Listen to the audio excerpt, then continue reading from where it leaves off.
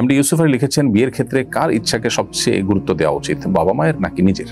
যখনই আমি আল্লাহ শব্দ উচ্চারণ করি কিংবা শুনি, অটোমেটিক আমার কল্পনায় চলে আসে আল্লাহর ইয়া বড় হাত, চোখ, মুখ, বিশালাকার দেহ ইত্যাদি। এদিকে আমার ইমানের কোনো ক্ষতি হবে? আমার করণীয় কি? জুবাইর আহমদ আপনি ইউটিউব চ্যানেলে লিখেছেন, রাগের সময় আমি আমার প্রতিবেশী ও অন্যান্য সবার সঙ্গে খারাপ আচরণ করি, পরে মাথা ঠিক হলে সব বুঝতে পারি, কিন্তু রাগের সময় নিজেকে নিয়ন্ত্রণ করতে পারি না, পরিণামের কথা মনে থাকে না, পরামর্শ কামনা করছি। ঘুমাতে যাওয়ার সময় মোবাইলে কোরআন ছেড়ে ঘুমালে কোনো অসুবিধা আছে কিনা?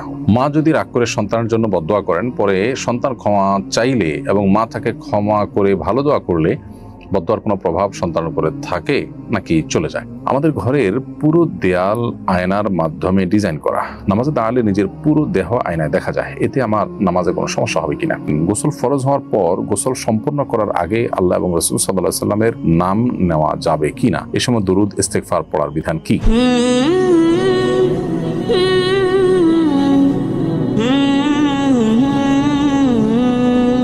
এমডি ইউসুফ আলী লিখেছেন, বিয়ের ক্ষেত্রে কার ইচ্ছাকে সবচেয়ে গুরুত্ব দেওয়া উচিত, বাবা মায়ের নাকি নিজের? বিয়ের ক্ষেত্রে শরীয়ত পাত্রপাত্রীর ইচ্ছাটাকে সবচেয়ে গুরুত্ব দেয় এবং তাদের ইচ্ছার ভিত্তিতেই বিয়ে হবে। বাবা মার ইচ্ছাতে বিয়ে হয় না, যদি না পাত্রপাত্রী নারাজ থাকে বা অসন্তুষ্ট থাকে বা তারা যদি অসম্মত থাকে, তাহলে বিয়ে হয় না। তো এই জন্য পাত্রপাত্রীর মতামতের গুরুত্ব বিয়েতে সবচেয়ে বেশি। তবে পাত্রপাত্রীর উচিত বাবা মা মূল্যায়ন, তাদের মতামত, এগুলোকে যথাসম্ভব আমল নিয়ে তারপর বিয়ে করা। কারণ করে আল্লাহ তাআলা বিয়ে জিনিসটা অভিভাবককে করাতে বলেছেন। আল্লাহ বলেছেন, তোমরা তোমাদের তোমাদের অধীনস্থ যারা আছে তাদের বিয়ে দাও। এখানে অভিভাবককে দায়িত্ব দেওয়া হয়েছে কিন্তু বিয়ে দেওয়ার জন্য, সেজন্য তাদের মতামত নেওয়াটা সন্তানদের কর্তব্য। ভেবে চিন্তে বিজ্ঞজনদের পরামর্শ করে যেটা অধিক কল্যাণকর মনে হবে সেটাকে প্রাধান্য দেওয়া উচিত। অনেক সময় দেখা যায় সন্তানরা নিজেরা অনভিজ্ঞ হওয়ার কারণে তারা তাদের কল্যাণ কোথায় হবে এটা বুঝে উঠতে পারে না। এই জন্য বাবা মা আশ্রয় নেওয়া উচিত, তাদের সহযোগিতা নেওয়া উচিত, এবং ইসলাম সেটাই আমাদেরকে করতে বারবার উৎসাহিত করেছে। অভিভাবকের বিষয়টি বিয়েতে এই জন্য গুরুত্বপূর্ণ, কিন্তু মূল এই ক্ষেত্রে সিদ্ধান্ত দেওয়ার মালিক কিন্তু পাত্রপাত্রী। বাবা মার ওপিনিয়ন নেবেন এবং সেটাকে শ্রদ্ধার সাথে বিবেচনা করে সেটাকে আমল নিয়ে তারপরে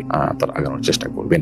যখনই আমি আল্লাহ শব্দ উচ্চারণ করি কিংবা শুনি, অটোমেটিক আমার কল্পনায় চলে আসে আল্লাহর ইয়া বড় হাত, চোখ, মুখ, বিশালাকার দেহ ইত্যাদি। এদিকে আমার ইমানের কোনো ক্ষতি হবে? আমার করণীয় কি? প্রথম কথা হলো যে অনিচ্ছাকৃতভাবে আপনার মনে যে চিন্তা চলে আসে, এর ফলে ইমান মৌলিকভাবে ক্ষতিগ্রস্ত হয় না, কিন্তু আপনি ইচ্ছাকৃতভাবে এরকম চিন্তা এবং কল্পনার চেষ্টা করবেন না, বা এরকম কল্পনা মনে আসলে সেটাকে আপনি অনেক সময় ধরে লালন পালন করার চেষ্টা করবেন না, বরং অন্তরকে আপনি অন্যদিকে নিয়ে যাবেন। শয়তান আপনার মধ্যে এই ধরনের ওয়াসওয়াসা তৈরি করছে, এটা আপনি বোঝার চেষ্টা করবেন, কল্পনার চেষ্টা করবেন, ভাবার চেষ্টা করবেন, এবং সাথে শয়তান থেকে পানা চাইবেন। আউযু বিল্লাহি মিনাশ শাইতানির রাজিম। শয়তান বাম দিক থেকে মানুষকে সাধারণত ধোঁকা দিয়ে থাকে, জাতীয় কুমন্ত্রণাগুলো দিয়ে থাকে। প্রতীকী থুতু 3 বার, জাস্ট থুতু এরকম বলে আপনি বাম দিকে 3 বার প্রতীকী থুতু নিক্ষেপ করবেন, যে শুয়ের আগার মতো থুতু বের হতে পারে। এর বাইরে আপনি লা হাওলা ওয়ালা কুওয়াতা ইল্লা বিল্লাহিল আলিয়্যিল আযীম পড়বেন, আল্লাহর কাছে পানা চাইবেন। এরপরও আপনার মনে যদি এটা আসে, তাহলে আপনার কোনো গুনাহ হবে না, কারণ আপনি ইচ্ছাকৃত এটাকে আনছেন না এবং প্রতিপালন করছেন না। আল্লাহ রাব্বুল আলামিন কোনো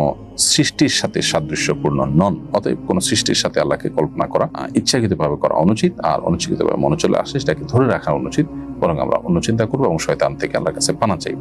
অনেকের ওয়াসওয়াসার রোগ আছে, যে তিনি এই চিন্তা থেকে বের হয়ে আসতে পারছেন না, সারাক্ষণ তার মনে এটাই ঘুরে ফিরে আসে, তাহলে সেক্ষেত্রে তিনি ওয়াসওয়াসা রিলেটেড যে রুকিয়া আছে সেই রুকিয়ার অডিওগুলো শুনতে পারেন, কোরআনুল কারীমের তেলাওয়াত শুনতে পারেন এবং দোয়া করতে পারেন এবং রাকিদের শরণাপন্ন হতে পারেন। আল্লাহ তাআলা আপনার সমস্যার সমাধান করুন, আমরা দোয়া করি। জুবাইর আহমদ আপনি ইউটিউব চ্যানেলে লিখেছেন, রাগের সময় আমি আমার প্রতিবেশী ও অন্যান্য সবার সঙ্গে খারাপ আচরণ করি, পরে মাথা ঠিক হলে সব বুঝতে পারি, কিন্তু রাগের সময় নিজেকে নিয়ন্ত্রণ করতে পারি না, পরিণামের কথা মনে থাকে না, পরামর্শ কামনা করছি। রাগ নিয়ন্ত্রণ করবার জন্য কোরআন এবং হাদিসে রাগ নিয়ন্ত্রণ করবার যে পুরস্কার আছে সে সংক্রান্ত হাদিসগুলোকে আপনি আপনার চোখের সামনে সবসময় যেন পড়ে কোথাও লিখে রাখতে পারেন, বারবার চর্চা করতে পারেন, এই সংক্রান্ত আলোচনা বারবার শুনতে পারেন, বই পুস্তক বারবার পড়তে পারেন। সেই সাথে রাগ যাতে আপনার নিয়ন্ত্রণের বাইরে না যায়, দাঁড়ানো অবস্থায় রাগ হলে বসে যাওয়া, বসা অবস্থায় হলে শুয়ে যাওয়া, কিংবা এক জায়গায় রাগ হলে সেখান থেকে সরে যাওয়া, কারো প্রতি রাগ হলে রাগের মুহূর্তে তাকে কিছু না বলে কিছুক্ষণ পরে বলা, গ্যাপ দিয়ে বলা, এভাবে যখন আপনি চেষ্টা করবেন, ইনশাআল্লাহ আপনার রাগ নিয়ন্ত্রণ করতে পারবেন। এছাড়া রাগ উঠে গেলে আপনি কাউকে কিছু বলতে গেলে, রিয়াক্ট করতে গেলে তার আগে উযু করে নিলে আপনার রাগ অনেকখানি প্রশমিত হবে ইনশাআল্লাহ। এবং নবী সাল্লাল্লাহু আলাইহি ওয়াসাল্লাম শেখানো আরেকটি আমল হলো আউযু বিল্লাহি মিনাশ শাইতানির রাজিম পাঠ করলেও রাগ নিয়ন্ত্রণে আসে এবং মানুষ রাগের ক্ষতি থেকে রক্ষা পায়। জাহানারা বেগম আপনি আমাদের ইউটিউব চ্যানেলে লিখেছেন, ঘুমাতে যাওয়ার সময় মোবাইলে কোরআন ছেড়ে ঘুমালে কোনো অসুবিধা আছে কিনা? উত্তর হলো, কোরআনে কারীম মূলত আমরা তেলাওয়াত শোনার উদ্দেশ্যে কোনো অডিও চালু করে রাখতে পারি, এবং যদি আপনার উদ্দেশ্য থাকে যে আমি শুনতে শুনতে ঘুমিয়ে যাব, তাহলে সেক্ষেত্রে এটা মৌলিকভাবে কোনো গুনাহের বিষয় নয়। তবে উত্তম হয় যদি আপনি এমন কোনো সিস্টেম করে রাখতে পারেন যে আপনার ঘুমে আসতে হয়তো আধা ঘন্টা লাগবে, তো নির্দিষ্ট সময় পর্যন্ত তেলাওয়াত চললো, আপনি মনোযোগ দিয়ে সেটা শুনলেন, শুনতে শুনতে ঘুমিয়ে পড়লেন, এরপর এটা নির্দিষ্ট সময় বন্ধ হয়ে গেল, সেটা হলে ভালো। কারণ কোরআনে কারিম আপনি যদি রুকিয়ার উদ্দেশ্যে চালু করেন কিংবা তেলাওয়াত শুনে সওয়াব আহরণ করার উদ্দেশ্যে তেলাওয়াত চালু করেন, তাহলেও সেক্ষেত্রে শোনাটা গুরুত্বপূর্ণ। বাট আপনি ঘুমায় যাচ্ছেন আর ঘন্টায় ঘন্টা সেটা চলছে, বিদ্যুৎ বিল উঠছে কিংবা ব্যাটারি চার্জ যাচ্ছে কিংবা সেটা কেউ শুনছে না অথচ এটা চলছে, তো এরকমটি করা অনুত্তম। যদি এরকম করেন তাতে গুনাহ হবে না, কারণ কোরআন তেলাওয়াত চালু করার সময় কেউ যদি হইচই না করে, অসম্মানজনক কিছু না করে, তাহলে মৌলিকভাবে এমনিতে কোরআন তেলাওয়াত চললে যে গুনাহ হয় ব্যাপারটা সেরকম না। কিন্তু তেলাওয়াত চললে সেটা শোনার উদ্দেশ্যেই কোরআন তেলাওয়াত চলবে এবং তেলাওয়াত করা হবে, শোনানো হবে, উচ্চস্বরে কোরআন তেলাওয়াত চালু করে রাখা হবে, সেটা শোনার উদ্দেশ্যেই হবে। এটাই হলো উচিত এবং মৌলিক। অতএব নির্দিষ্ট সময় বন্ধ করার ব্যবস্থা থাকলে সেটা সবচেয়ে ভালো হয়।